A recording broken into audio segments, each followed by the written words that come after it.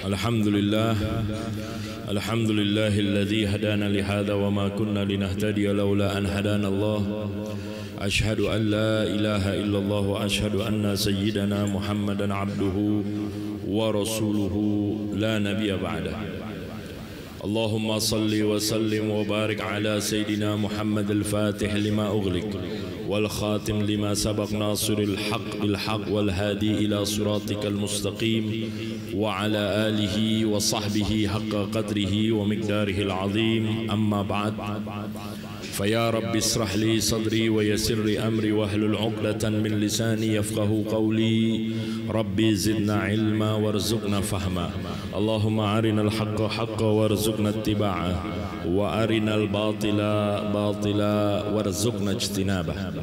بسم الله الرحمن نويت التعلم والتعليم والإفادة والاستفادة والتذكر والتذكير والنفع والانتفاع والحث على التمسك بكتاب الله وسنة رسوله والدلالة على الهدى والدعاء إلى الخير ابتغاء مرضات الله وإفضاله. بسم الله الرحمن الرحيم. وبسند المتصل للإمام النووي وبه إليه قال: الثاني عن أبي نجيح عربة بن سارية رضي الله عنه قال: وعظنا رسول الله صلى الله عليه وسلم موعظة بليغة وجلت منها القلوب وزرفت منها العيون فقلنا: يا رسول الله كأنها موعظة مودع فأوصنا. قال: أوصيكم بتقوى الله والسمع والطاعة وإن تعمر عليكم عبد وإنه من يئس منكم فسيرى اختلافا كثيرا فعليكم بسنتي وسنة الخلفاء الراشدين المهديين عضوا عليها بالنواجذ وإياكم ومحدثات الأمور فإن كل بدعة ضلالة. رواه أبو داود والترمذي وقال حديث حسن صحيح. Pada pembahasan yang kemarin kita sudah membahas hadis ini sampai addu alaiha bin nawajid. Dan pertemuan kali ini kita akan mengurai lafaz wa iyyakum wa muhdatsatil umur. Hati-hati kalian dengan perkara-perkara yang baru. Fa inna kulla bid'atin dhalalah. Karena sesungguhnya tiap-tiap bid'ah adalah dhalalah. Sebelum kita memulai rafat daripada hadis ini, kita harus memahami dulu definisi daripada bid'ah itu sendiri. Bid'ah ada definisi secara bahasa, ada definisi secara syara, secara istilah.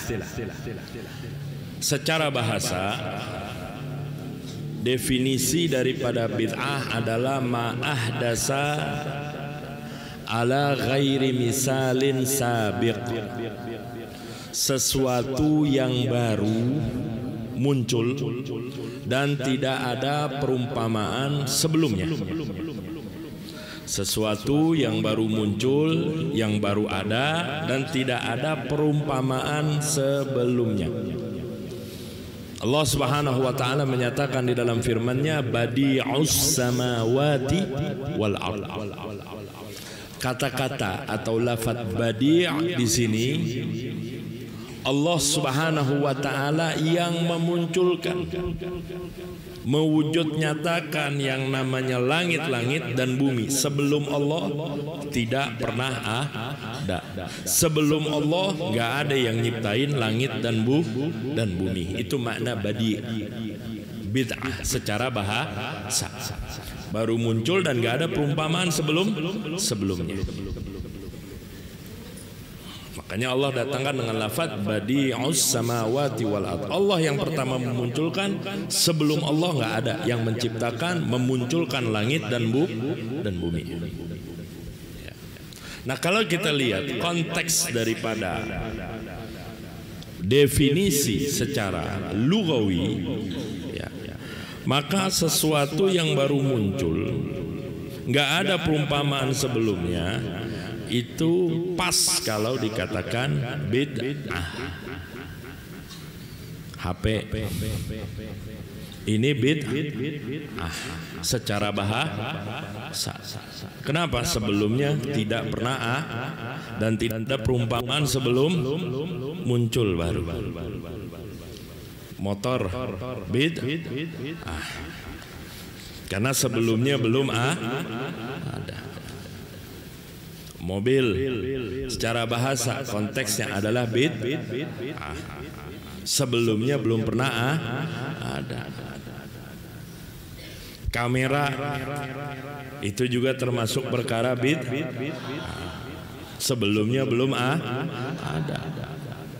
Komputer termasuk perkara bid'ah. Sebelumnya belum secara bahasa. Faham? Jelas? Kemudian dalam hal ini ulama membagi bid'ah secara bahasa ini jadi dua. Ada yang namanya hasanah, ada yang namanya sayyi'ah. Ingat, ini kita masih dalam pembahasan segi bahasa. Dibagi menjadi dua, ada hasanah, ada sayyi'ah. Ketika dibagi menjadi dua, bid'ah yang hasanah dan sayyi'ah, apakah ulama dalam hal ini ngada-ngada?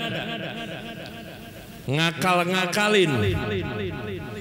Pakai akal mereka? Oh enggak. Di sini ada sabda Nabi Muhammad sallallahu alaihi wasallam. Ada dalilnya ketika ulama membagi bid'ah hasanah dan sayyi'ah, ini ada dalilnya. Ada nas syar'inya. Nas syar'inya mana? Yang pertama, bid'ah hasanah adalah hadis Nabi Muhammad. Man sanna fil islami sunnatan hasanah. Orang yang membuat sunnah di dalam Islam, sunnah yang bagus, yang baik, falahu ajruha wa ajru man amila biha min ghairi ayyan qusa min ujurihim syai', maka bagi dia pahalanya dan pahala orang yang mengerjakannya tanpa dikurangi sedikit pun pahala mereka. Yang bid'ah sayyi'ah, bid'ah yang buruk, ada dalilnya juga sabda Nabi, man ibtada'a bid'atan dalalatan la yardillahu bihi wa rasuluh, la yardillahu bihi wa rasuluh, kana alaihi ismuha wa ismu man amila biha min ghairi ayyan qusa min asamihim syai'an. Orang yang memunculkan suatu bid'ah yang sesat yang tidak diridhoi oleh Allah dan Rasulnya, maka alaihi ismuha, maka bagi dia dosanya dan dosa orang yang mengerjakannya tanpa dikurangi sedikit pun dosa mereka. Ini dalilnya bid'ah sayyi'ah. Kana alaihi ismuha wa ismu man amila biha min ghairi ayyan qusa min asamihim syai'an. Jadi ada dalilnya, ada pondasi dalilnya. Mereka enggak ngakalin, ulama mustahil ngakalin dalil-dalil syariat. Sesuatu yang dinas oleh Allah dan Rasulnya, ini yang mereka pakai. Bukan akal-akalan, ini dalil. Karena Nabi yang menyatakan di dalam sabdanya. Kemudian dibagi lagi hukumnya. Ada kalanya hukumnya wajib. Seperti apa? Seperti tadwinul Quran di zaman Sayyidina Abu Bakar Siddiq. Ini perkara bid'ah, bukan gak bid'ah. Di zaman Rasulullah sallallahu alaihi wasallam Quran tidak dibukukan. Kita pernah membahas dulu di dalam bab ulumul Quran. Kalau masih ingat bagaimana proses pembukuan Al-Quran. Pertama di zakirahnya sahabat, di hafalannya para sahabat, kemudian di tulisan-tulisan, di pelepah-pelepah kurma, terus kemudian di mana? Di kulit binatang yang disamak, di lempengan-lempengan batu. Itu terjadi di zaman Rasulullah, belum ada dibukukan seperti ini, belum. Setelah Rasulullah wafat, khalifah digantikan Sayyidina Abu Bakar Siddiq radhiyallahu an.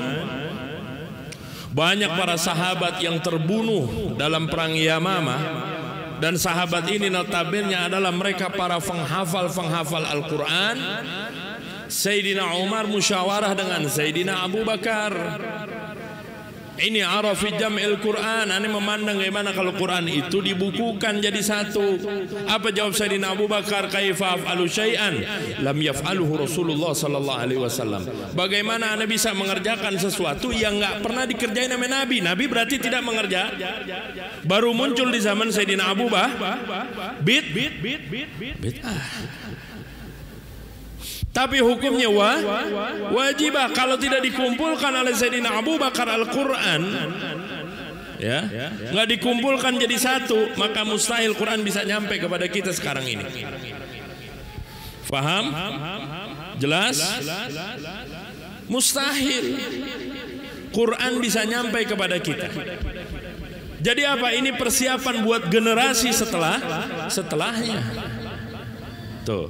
Ini jasanya Sayyidina Abu Bakar. Nabi tidak mengerjakan. Faham? Jelas? Ini yang wajibah. Seperti apa lagi? Ngarang kitab-kitab syar'i, menyusun kitab-kitab syar'i.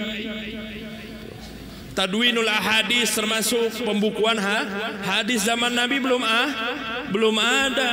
Baru di zaman Sayyidina Umar bin Abdul Aziz, beliau ngirimin surat kepada staf-stafnya, digagas oleh Muhammad bin Syihab Az-Zuhri. Paham? Maka jadilah pembukuan hadis. Bid'ah zaman Nabi tidak ada. Tapi kalau tidak dibukukan itu hadis mustahil bisa sampai kepada kita sekarang, dan mustahil hari ini detik ini kita baca sabdanya Nabi Muhammad sallallahu alaihi wasallam. Jelas? Ini wajib. Faham? Itu yang pertama. Ada kalanya hukumnya sunnah, ini bid'ah. Kapan itu jadi sunnah? Ketika dicakup dan didukung oleh dalil-dalil sunnah. Contohnya seperti apa? Seperti nih, pendirian pondok pesantren. Pendirian pondok pesantren, tempat-tempat pendidikan, ini nggak ada sebelumnya. Faham? Sebelumnya tidak ada. Ini perkara baru muncul. Berdirinya ma'had, berdirinya tempat-tempat pendidikan, bid'ah tapi sunnah. Ada kalanya makruh, itu bid'ah. Seperti apa? Tuh zakhrafatul masajid, masjid dimegah-megahin, itu makruh, bid'ah. Quran dihias-hias, dibaca kagak, itu bid'ah. Masjid megah-megahan, hiasan merelek macem-macem, itu makruha. Haram. Ada kalanya kayak apa itu? Tuh hotel-hotel, diskotik isinya bar, ada tempat pelacurannya. Muharramah. Ada kalanya mubah. Apa siapa mubah? Tuh ayakan tepung.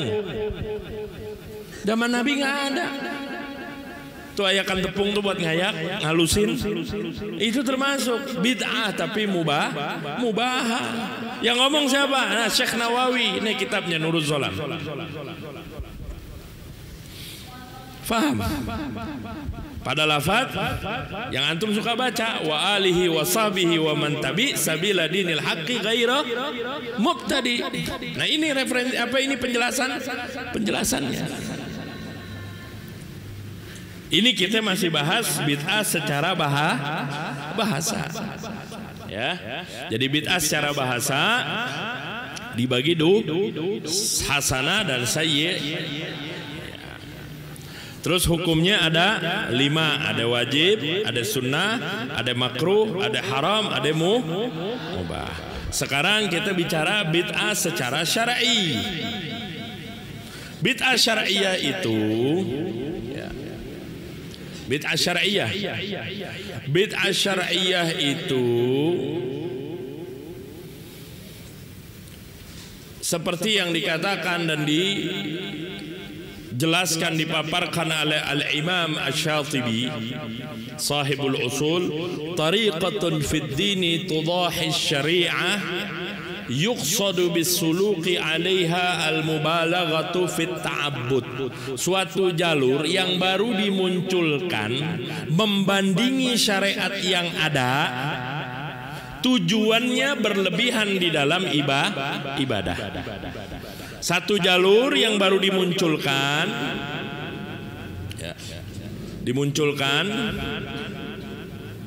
sebelumnya nggak ada, membandingi syariat yang ada,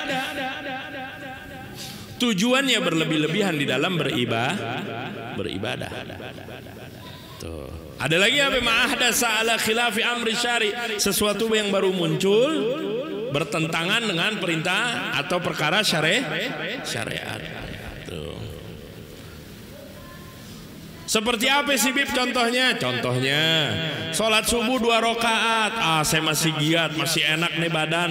2 rakaat kayaknya kurang, tambahin 6. Nah, itu baru dari zaman Nabi sholat subuh ente munculkan jadi 4 rakaat atau 6 rakaat. 4 rakaat, 6 rakaat baru muncul membandingi syariat yang ada, yaitu apa yang 2. Tujuannya apa? Tujuannya berlebihan dalam ibadah. Nah, kalau bid'ah secara syar'i dolal sudah jelas. Jelas dolal. Paham? Jelas? Baru sekarang kita masuk ke dalam pembahasan hadis kita. Di sini Nabi mengatakan kullu bid'atin dalalah. Ini harus fokus sedikit dalam bab ini. Karena apa? Ini kaitannya dengan usul al-fiqih. Lafaz kul di dalam ilmu usul al-fiqih ini maknanya syumulul mutlak, mencakup semua. Ya. Ini lafaz termasuk lafaz yang am. Dalam ilmu usul fikih ada pembahasan namanya am wal khas. Ya, di antara alfazul am, alfazul umum adalah lafaz qul, setiap. Nah, di sini Nabi bilang qul, semua bid'ah sesat. Paham? Ini lafaz umum. Cuman ma min amila wa huwa makhsusun bihi. Enggak ada sesuatu yang am kecuali ditaksis, dikhususkan. Apa itu taksis? Taksis itu ikhraj ba'du madlulil am, mengeluarkan sebagian madlul yang dituju dari lafaz makna am, sehingga dia tidak masuk. Ya. Nah, ini lafaz umumnya kul bid'atin, semua bid'ah dolalah, semuanya. Tapi setelah diperhatikan ada sabda-sabda yang lain kayak tadi yang kita bahas, man sanna fil islami sunnatan hasana falahu ajruha wa ajru man amila biha min ghairi ayyan qusa min ujurihim syai'an. Orang yang membuat sebuah sunnah di dalam Islam dan itu baik, maka bagi dia pahala dan pahala orang yang mengerjakannya tanpa dikurangi sedikit pun. Nah, dalil inilah yang mentaksis lafaz hadis kullu bid'atin dolalah. Dalam artian enggak semua bid'ah itu sesat. Ya. Seperti apa? Seperti bid'ah tapi yang yuwafiq dengan aslus syara', yang sesuai dengan aslus syara'. Sesuai dengan Al-Quran, sesuai dengan hadis, enggak nabrak Quran, enggak nabrak hadis. Berarti yang dolalah yang mana? Yang nabrak Quran, nabrak atau tidak ada di Quran, tidak ada di Nah, tuh, paham? Ini cara memaknai ini hadis. Makanya kan di sini kan ada kan pembahasan usul fiqih, am wal khas, mutlak, muqayyad. Faham ya? Jelas ya? Jadi maksud daripada ini hadis, enggak semua bid'ah itu sesat. Bid'ah yang tidak sesat itu, yang enggak masuk dalam sabda ini adalah yang yuwafik dengan aslus syara, sesuai dengan kitab, sesuai dengan sunnah. Enggak nabrak dengan kitab, enggak nabrak dengan sunnah. Berarti kalau gitu, yang nabrak Quran, nabrak hadis, atau yang tidak ada di Quran, tidak ada di hadis, berarti masuk dalam kategori hadis kullu bid'atin dhalalah. Faham? Jelas? Jelas nggak nih? Paham ya?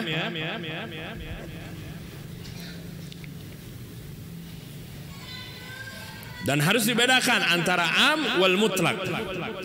Kalau am syumuluhu, apa bahasanya amnya? Kalau am ini syumuluhu mutlak, cakupannya itu mutlak, abstrak, apa aja masuk. Tapi kalau mutlak syumuluhu badali. Ketika Anda mengatakan al-insanu dhaifun, ini umum. Semua manusia lemah. Siapapun dia, apapun profesinya, lemah semua. Ini umum. Al-fadhul umum. Tapi ketika Anda katakan ra'aitu insanan fit tariq, ini mutlak. Dalam artian Anda ngelihat satu manusia di jalanan. Siapa itu manusia? Ya nggak tertentu. Badal, bisa Zaid, bisa Amr, bisa Bakar, bisa siapa aja. Nah itu perbedaan antara am wal mutlak. Kelas 3 udah diajarin kan usul fikih? Diajarin belum? Wusta kelas 3 diajarin nggak usul fikih? Ada kan pelajarannya? Hah? Ada nggak? Ada. Kok pada pelangak-pelongok ke orang geger otak?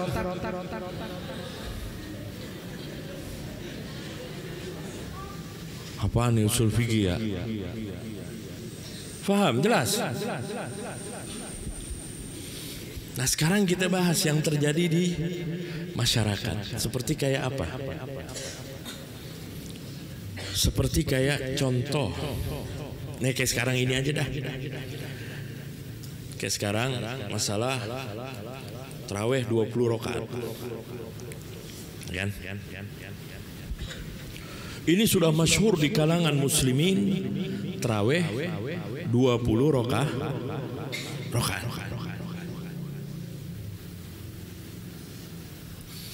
Itu tadi bilang ini hadisnya dhaif yang bilang 20 rakaat. Yang benar 11. Ayo. Ya ayyuhat thalabah, gimana cara jawabnya? Gimana pandangan antum? Jawabannya begini. Oke. Kita ikutin pakai gayanya dia. Dhaif lah. Tapi ingat, dalam ilmu mustalahul hadis, dhaif kalau ada mutabaah, ada musyahadah, bisa naik darajah. Kelas 3 yang pernah ajarkan aneh ajarin mustalahul hadis, insyaallah masih ingat. Kalau nggak ingat, kurangin makan mecinnya. Ada namanya mutabaah, ada namanya musyahadah. Kalau mutabaah itu, ini ada hadis yang lain datang dengan lafadz konteks yang sama, yang meriwayatkan sahabatnya juga sama. Kalau kalau itu namanya mutabaah. Kalau musyahadah, ini lafadznya beda-beda, tapi satu makna. Contoh, masalah fa in ghamma alaikum fa akmilul iddah salasina. Kalau terjadi mendung, maka sempurnakanlah bilangan itu jadi 30. Ini masalah masuknya bulan suci Ramadan. Ya. Dalam konteks hadis ini, ya, orang mengira Imam Syafi'i tafarrud sendirian dalam periwayatan. Ternyata setelah ditelusuri oleh ulama hadis, ternyata ada Imam Al-Qanabi meriwayatkan dari Imam Malik, dari Sayyidina Abdullah bin Umar. Ternyata ada imam lagi, ada Muhammad bin Asim. Nah ini datang meriwayatkan dengan konteks yang sama 30.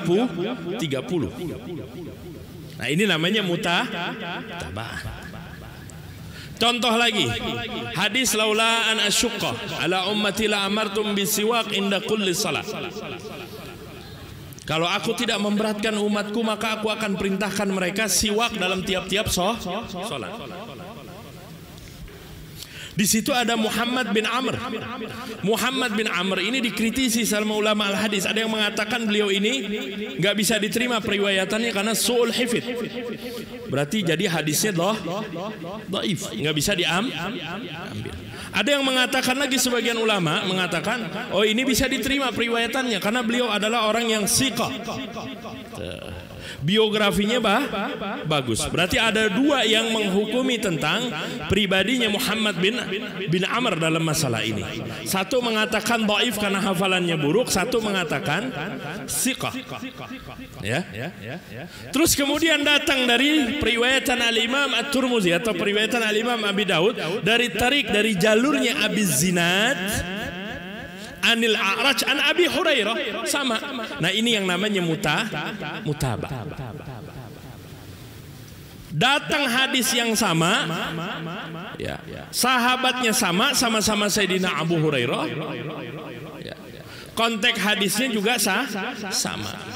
Nah ketika datang dari jalur yang lain, dari Abi Zinad, dari A'raj, dan semuanya mereka siqah, ngedukung nguatin hadis yang diriwayatkan oleh Muhammad bin Amr. Nah hadis yang dibawa diriwayatkan oleh Muhammad bin Amr, tadi ulama satu mengkritisi ini su'ul hifdz, hafalannya kurang bagus, buruk sehingga hadisnya jadi dhaif. Karena ada mutabi datang dari jalur yang lain, dari Abi Zinad, dari A'raj, dari Abu Hurairah, maka tadinya dhaif naik menjadi hasan li ghairihi. Bisa diterima nggak? Bisa dijadikan hujjah nggak? Bisa. Yang mengatakan ini siqatun sabtun karena ada periwayatan lain dari tarik Abi Zinad, dari A'raj, dari Abu Hurairah, naik menjadi darajah sahih li ghairihi. Berarti hadis laula an asyqa ala ummati la amurtum bisiwak inda kulli shalah bisa sahih li ghairihi, bisa hasan li ghairihi, melihat dari profil Muhammad bin Amr. Masih ingat nggak? Kelas 3 pernah kan diajarin ini mutaharid, masih ingat nggak? Pernah kan diajarin ini? Nah, ini termasuk dalam masalah terawih. Ada mutabi yang datang dari periwayatan Al-Imam At-Tabrani, Al-Imam Ibnu Hamid, Al-Imam Al-Baihaqi. Ini yang pertama. Umpama dhaif sekarang naik dari darajah hasan li ghairihi. Masalah terawih 20 rakaat. Ini prakteknya yang dulu aneh pernah jelaskan secara teori di dalam ilmu mustalahul hadis. Ini prakteknya. Makanya jangan dilupakan itu kaidah. Yang kedua, ijma' fi'li dari Khulafaur Rasyidin, dari Sayyidina Umar ibn al-Khattab.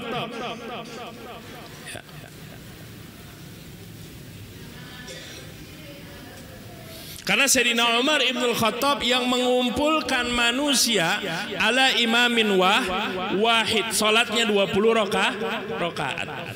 Dan sahabat semuanya mengerjakan. Di situ ada masih ada Sayyidina Utsman, masih ada Sayyidina Ali, masih ada kibar sahabat yang lain.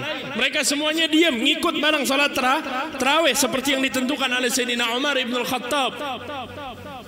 Ini ijma' fi'li, dalil kita. Kedua, salat tarawih 20 rakaat.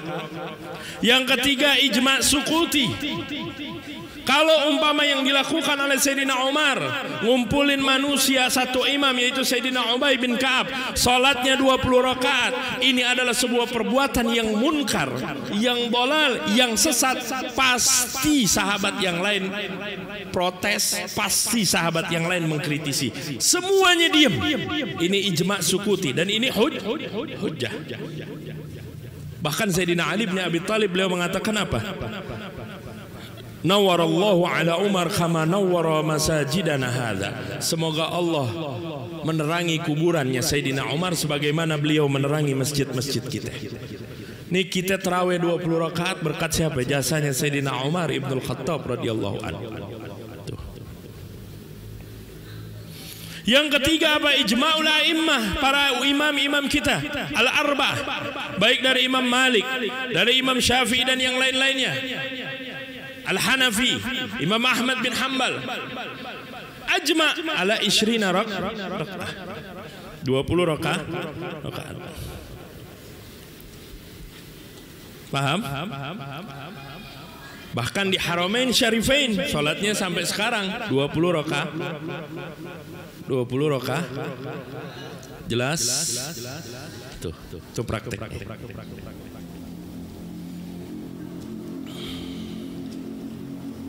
Faham? Jelas? Makanya bilang ini pembahasan malam ini perlu fokus sedikit karena ada main di bab usul al-fiqh. Ada main di tatbiq qawaid yang sudah pernah kita pelajari termasuk dalam ilmu mustalahul hadis. Kalau yang 11 gimana Beb? Yang 11 witir. Karena Nabi maka na yazid fi Ramadan wala ghairiha ala 11 Nabi enggak nambahin ya mau di Ramadan selain Ramadan dari 11 rakaat maksudnya salat witir. Bukan tarawih. Paham? Jelas? Berarti yang kuat salat tarawih 20 rakaat.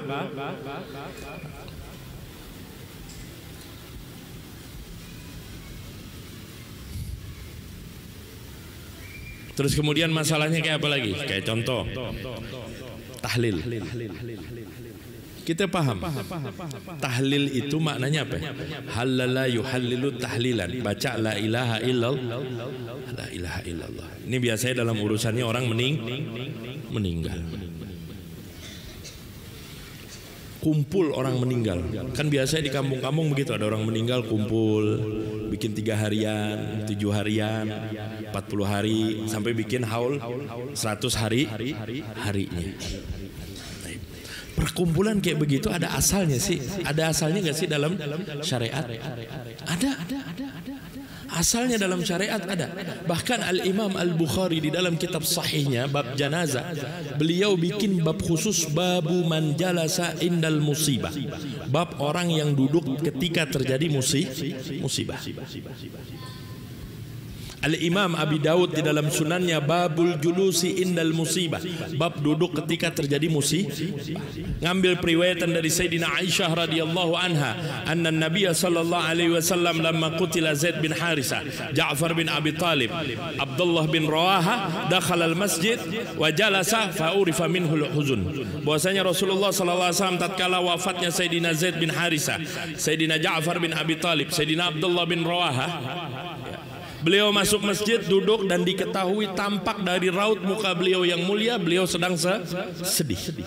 Makanya Imam Ibnu Hajar dalam kitab Fathul Barinya ya, ini menegaskan apa? Kebolehannya duduk ketika terjadi musibah. Ngumpul begitu kayak yang kita kerjain 3 hari, 4 hari, 7 hari kayak begitu.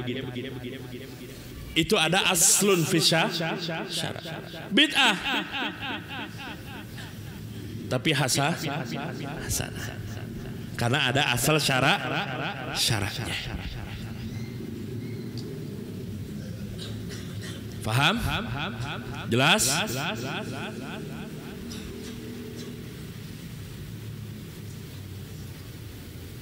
Nah, ketika kita bikin tahlilan 3, 4, 7, 14 sampai 100,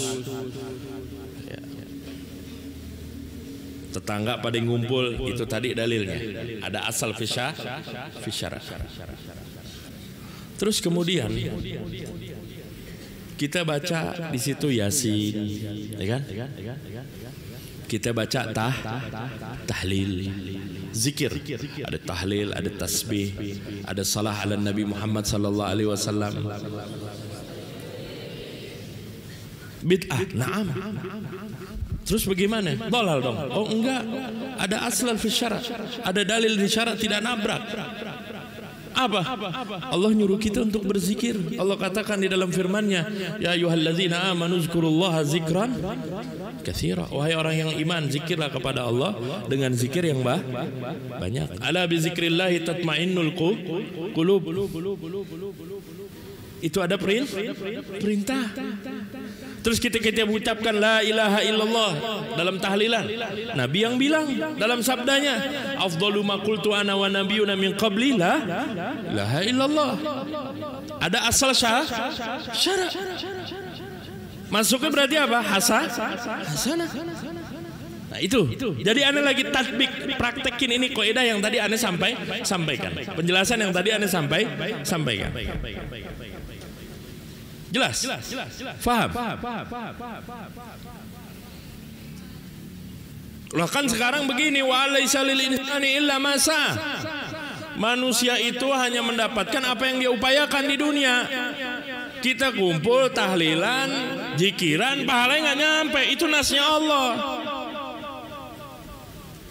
Kenapa? Dia hanya mendapatkan apa yang dia upayakan. Naam, betul. Tapi ingat juga, Nabi bilang dalam sabdanya, iza mata ibnu Adam in qata amaluhu illa min salas. Kalau meninggal anak cucu Adam, terputus semua amalnya. Dia hanya mendapatkan apa yang dia dapatkan, kecuali 3 perkara: sedekah jariyah, ilmun yun wa waladin sah. Ini tidak Faham? Kalau nggak nyampe, Nabi nggak pakai istisna, illa nggak pakai. Faham? Jelas? Terus kemudian Al-Imam Syekh Ibnu Abdul Aziz dalam kitab Syarah Aqidah At-Tahawiyah, beliau mengatakan wa laisa lil insani illa ma sa'a. Beliau jawab justru itu dalilnya kita. Maksudnya gimana? Manusia karena bagus usahanya dia, bagus pergaulannya dia, ya, dengan tetangganya, dengan temannya, bagusnya dia di dalam mendidik istri-istrinya, dalam mendidik anak-anaknya, sehingga muncullah rasa sayang di antara mereka. Ketika dia meninggal, maka mereka yang masih hidup mendoakan. Sebab siapa? Sebab usahanya dia. Tuh. Faham? Jelas? Itu yang pertama. Yang kedua, ketika dia muslim, maka al-iman, aslul iman ini yang menjadikan seseorang dapat mengambil manfaat dari yang masih hidup ketika dia sudah meninggal.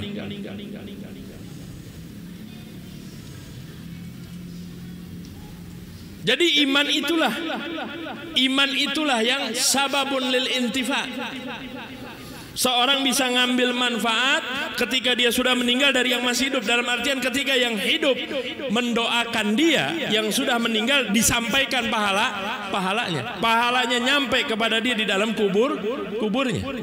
Kenapa? Karena sama-sama muslim, sama-sama iman.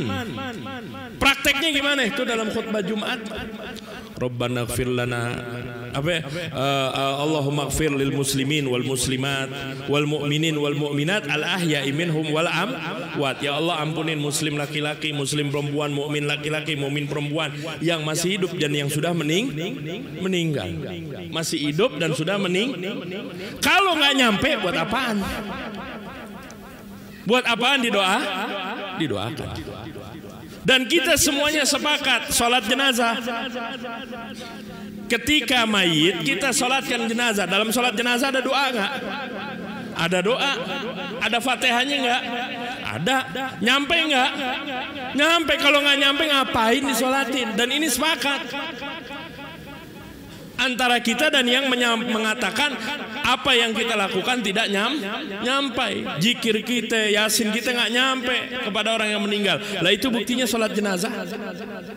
Kalau nggak nyampe ngapain lo sholatin? Benar apa enggak? Jelas? Faham?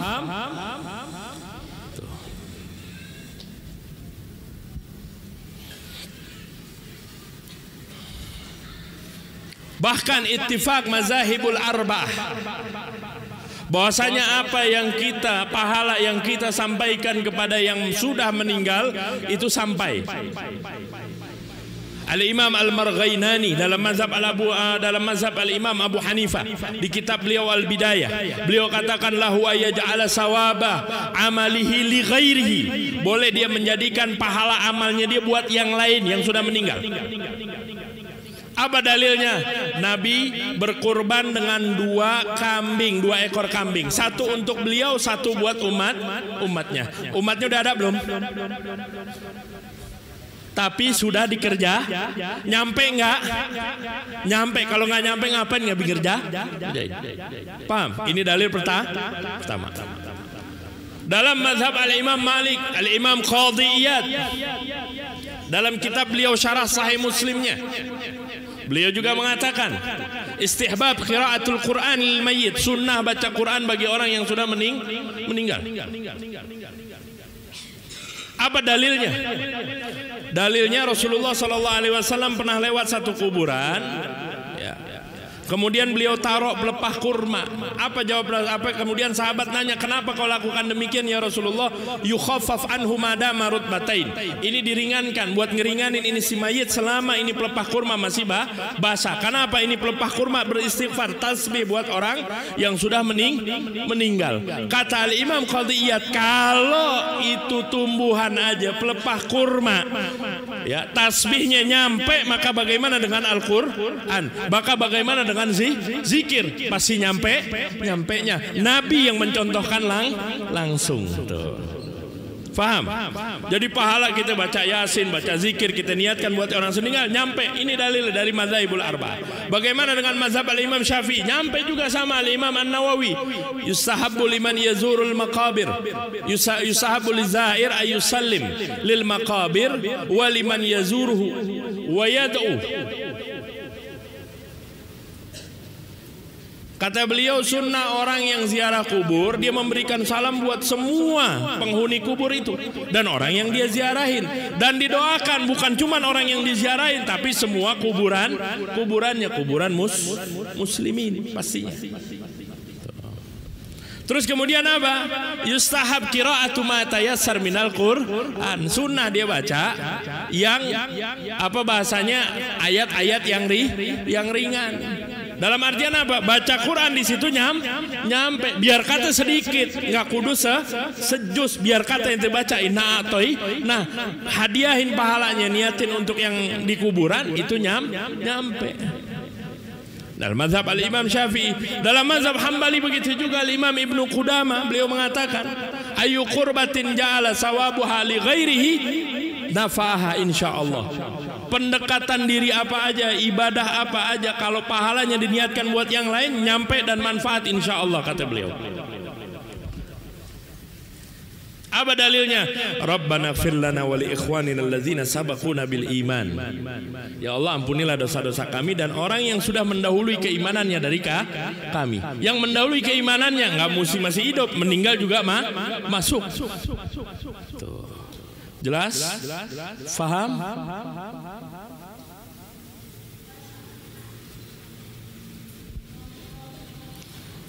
Terus kemudian pertanyaannya lagi kan begini, kenapa dalam tahlilan itu ayatnya ada dikhususkan Fatihah, Yasin dan yang lain-lainnya gitu. Syekh Muhammad Zaki Ibrahim beliau menjelaskan di sini, kata beliau, ayat-ayat Al-Quran, surat-surat Al-Quran dari segi keistimewaan dan keutamaan semuanya sama. Gitu.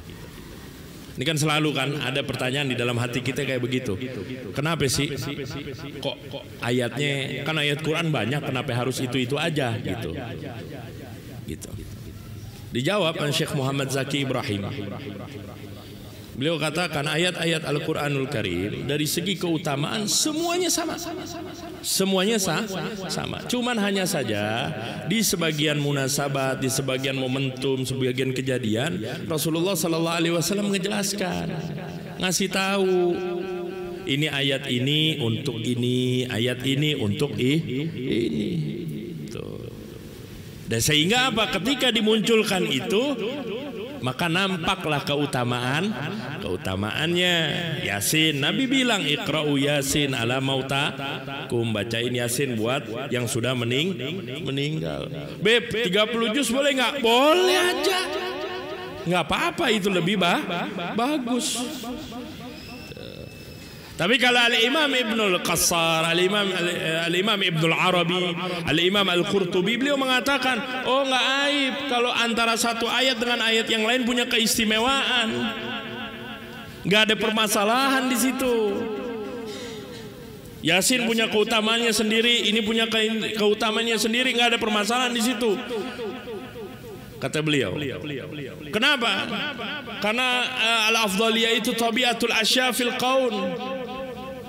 Semesta ini, dalam semesta ini satu sama lainnya punya keistimewaan, punya kelebihan, itu hal biasa, sebuah tabii. Contoh keistimewaan atau kandungan intisari yang ada di buah apel beda sama yang di buah jeruk. Yang di buah jeruk beda dengan yang di buah apel. Dari sinilah punya keistimewaannya masing-masing. Apel punya keistimewaannya, jeruk punya keistimewaannya, pisang punya keistimewaannya nggak ada masalah, kata beliau. Faham? Jelas?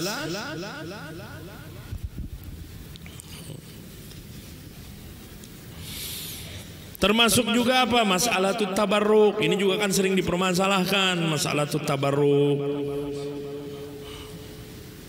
Ya. Masalah tabarruk itu sebetulnya bukan bid'ah. Karena apa? Udah ada dari zaman Nabi. Sayyidina Sahal bin Sa'ad, ya, beliau itu pernah minta dihadiahin selimutnya Rasulullah sallallahu alaihi wasallam. Ini sahabat semuanya nyalain beliau. Berani-beraninya ente minta sama Nabi. Kita aja nggak berani minta, kok ente berani minta? Apa jawab beliau? Aneh minta kepada Rasulullah biar ini selimut nanti jadi kafannya aneh.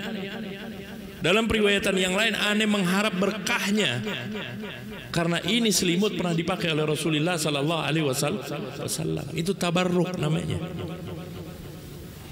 Terus contoh lagi Sayyidina Asma bin Abi Bakar. Beliau punya jubahnya Rasulullah sallallahu alaihi wasallam. Ya. Jadi ini jubah dulu pernah disimpan sama Sayyidina Aisyah. Ketika Sayyidina Aisyah meninggal, dipegang sama Sayyidina Asma binti Abi Bakar jubahnya Rasulullah. Ini beliau pakai apa? Beliau pakai, jadi kalau ada orang sakit, sahabat yang sakit, anak yang sakit, ini jubahnya Rasulullah dicelupin di air, tuh minumin.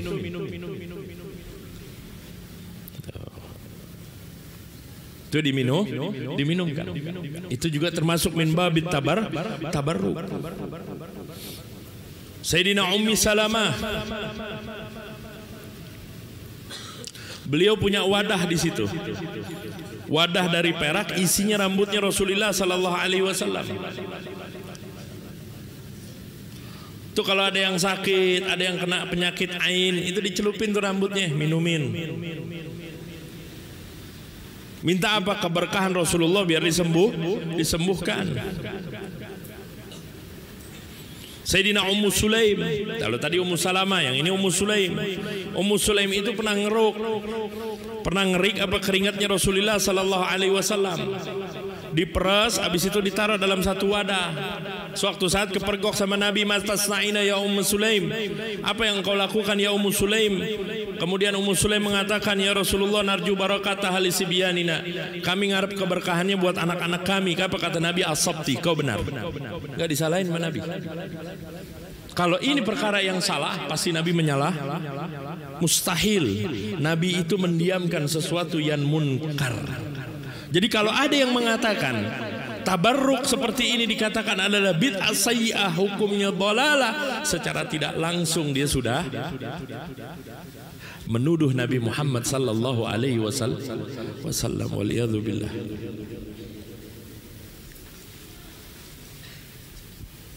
Kita lihat lagi Sayyidina Abu Ayyub Al-Ansari, ketika Rasulullah singgah dan nginep di rumahnya beliau. Apa yang beliau lakukan? Itu bekas makanannya Nabi Muhammad sallallahu alaihi wasallam yang ada di piring. Ini suami istri berebutan ngejilatin sampai bersih, berebut berkahnya Nabi Muhammad sallallahu alaihi wasallam. Kalau itu adalah hal yang dilarang, Nabi pasti melarang, Nabi pasti marah luar biasa. Enggak ada dalam sejarah Nabi marah. Faham? Jelas?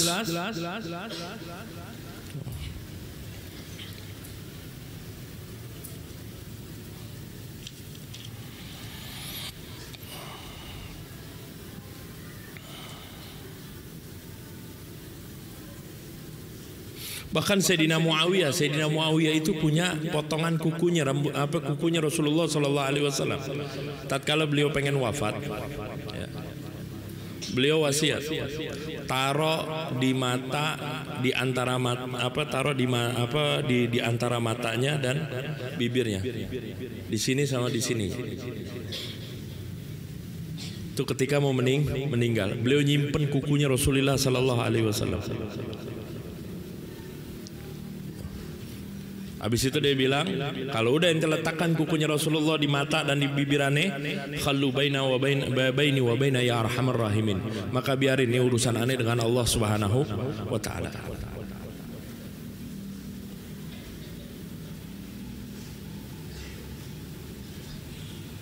Jadi nggak ada permasalahan. Bahkan itu tidak dikatakan bid'ah karena sudah ada dari zaman Nabi. Sahabat banyak bertabaruk, sama dalam hal tahnik. Anak kecil ditahnik. Itu dulu sahabat Rasulullah Sallallahu Alaihi Wasallam ketika anaknya lahir langsung diburu-buru dibawa ke Rasulullah Sallallahu Alaihi Wasallam, tabarruk, minta untuk ditahnik pakai korma. Itu bukan sesuatu yang bid'ah, itu sunnah. Nabi melakukan, Nabi mengerjakan. Ya. Jadi ini yang dapat kita istimbat daripada hadis ini. Makanya Nabi bilang perlu fokus. Jadi mereka yang mengatakan kita nggak tahlilan, kita punya dalilnya, silakan. Kita tahlilan, kita ada dalilnya, silahkan. Lana adillah walakum adillah. Kita punya dalil, ente juga punya Jangan dibalik, lakum dinukum waliyadin. Untukmu agamamu, untukku agamaku. Hati-hati. Kita mengeluarkan seseorang dari koridor Islam. Jangan sampai permasalahan-permasalahan furu'iyah seperti ini saling mengkafirkan.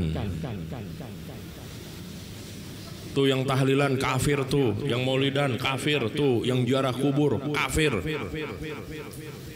Wal iyadzu billah. Kita punya dalilnya.